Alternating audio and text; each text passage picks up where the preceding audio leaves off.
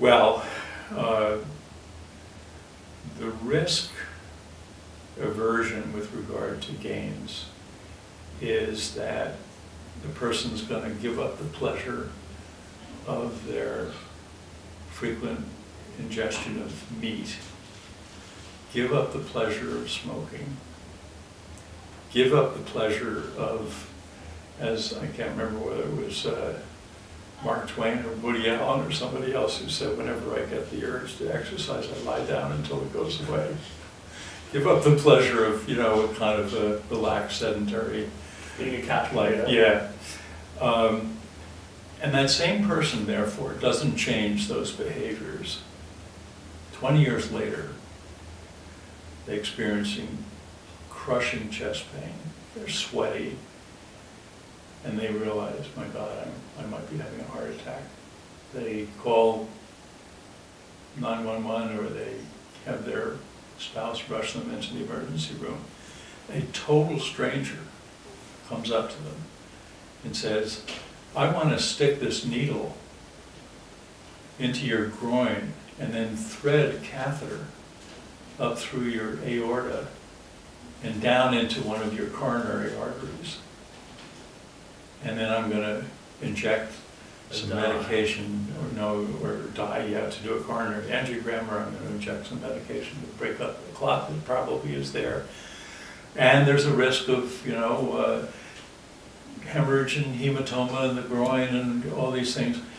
And this person says to this utter stranger, go ahead, do whatever you have to do, doc. So that's the risk taking with regard to losses. And people will do all kinds of things if they fear the loss of health, life, or pleasure in some particular things, whereas they'll avoid changing their behavior, the risk of giving up or acquiring something good, but it requires giving up something else. And that that influences, it obviously emerged in our evolutionary development as a survival mechanism. And when now the most recent news is that Lucy, our forebear 3 million years ago, was probably a tree climber and maybe spent more of her time in trees than down on the savannah. But if you have something that's evolved and has provided survival advantage for 3 million years, and our brains are hardwired to view the world that way, then we've got to stop and say, well, how can we use this phenomenon of risk averse with regard to gains and risk taking with regard to losses, and use it to communicate more effectively complex technical information to somebody who will see whatever we say in terms of taking a risk.